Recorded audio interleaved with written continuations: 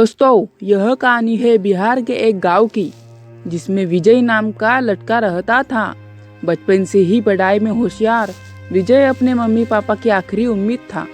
विजय के दादा ने अपने समय में बहुत कर्ज ले लिया था, जिसको चुकाने में पापा की पूरी जिंदगी मजदूरी में निकल गई।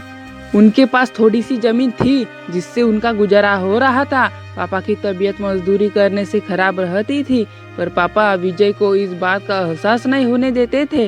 विजय को पढ़ाई में इतना होशियार देखकर उसके मम्मी पापा ने हर वह काम किया जिससे वह विजय को पढ़ा पाए। विजय की कॉलेज की पढ़ाई खत्म हो गई थी और वह एक छोटी सी नौकरी करने लगा, जिससे उसका खर्च निकल जाता और साथ में वह कलेक्टर बनने की तैयारी भी कर रहा था। विजय अपने वक्त का एक मिनट भी फालतू नहीं गुजरता था। विजय ने पूरा समय पढ़ाई और नौकरी में ही लगा दिया। विजय के पापा को यह पता था कि वह कलेक्टर बनना चाहता है, इसलिए घर की हालत बहुत ज्यादा खराब होने पर भी उन्होंने विजय से कभी इस बात का जिक्र नहीं किया और न उसको अच्छी नौकरी करने के लिए कहा। लगातार 2 साल तक विजय पास नहीं हो पाया। उसके बाद भी उसके पिता ने अपना घर और जमीन गिरवी रखकर विजय को आईएएस की कोचिंग ज्वाइन करवाई और उसकी नौकरी भी जुड़वा दी और केवल पढ़ाई करने को कहा। विजय के पापा हमेशा उससे कहा करते, बेटा खेत और घर दोबारा आ जाएंगे, पर कलेक्टर दोबारा नहीं बन सकते। आज पूरे साल पढ़ाई करने के बाद विजय का रिजल्ट आ गया, जिसमें वह अच्छे नंबरों से निकल गया था। आज उसके पिता से ज्यादा खुश कोई नहीं था। ऐसा लग रहा था जैसे विजय का सपना पूरा होने वाला है, पर भगवान को कुछ और ही मंजूर था। विजय का कल इंटरव्यू था और सुबह से उसके पापा की तबीयत खराब थी। विजय के पापा उसकी माँ से बार बार कह रहे थे कि विजय को मत बताना, और उस दिन देर रात उनकी मौत हो गई। अब एक माँ जिसकी गोद में उसका पति गुजर गया और वह अपने दर्द को भुलाकर अपने बेटे की जिंदगी के बारे में सोच रही थी।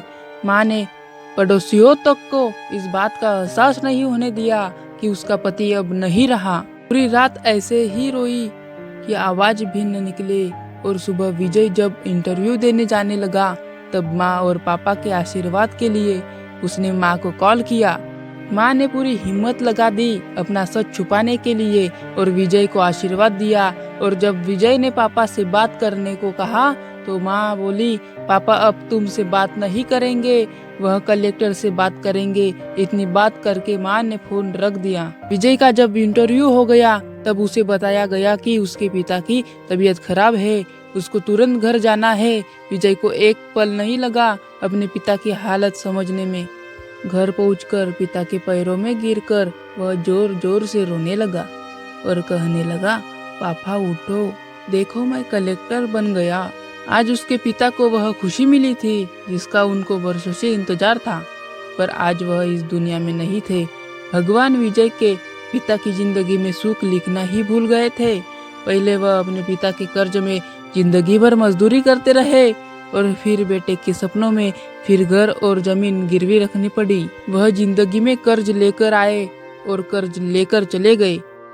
विजय के पिता को भले ही जिंदगी में कुछ हासिल न हुआ हो, पर वह अपने लड़के को इस काबिल बना गए कि वह अपनी 7 पुस्तकों को बैठे बैठे खिला पाए। विजय की माँ ने जो उस रात किया, जिसको करने का जज्बा बहुत कम लोगों में होता है।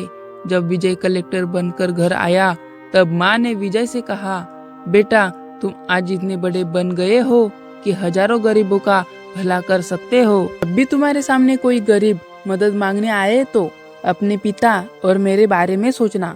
मैं तुम्हारे बराबर पढ़ी लिखी और समझदार तो नहीं हूँ, पर इतना जरूर जानती हूँ, गरीब आदमी की बहुत मजबूरी होती है।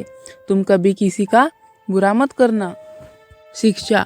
दोस्तों, इस कहानी से हमें यह शिक्षा मिलती है कि वक्त कितना भी खराब हो, हम उसे बदल जरूर सकते हैं।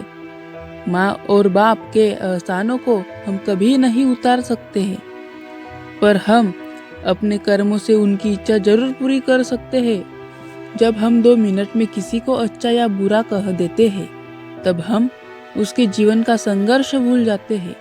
किसी अधिकारी, नेता या बिजनेस को बुरा भला कहने से पहले उसके पीछे की मेहनत और त्याग के बारे में जरूर सोचें। धन्यवाद।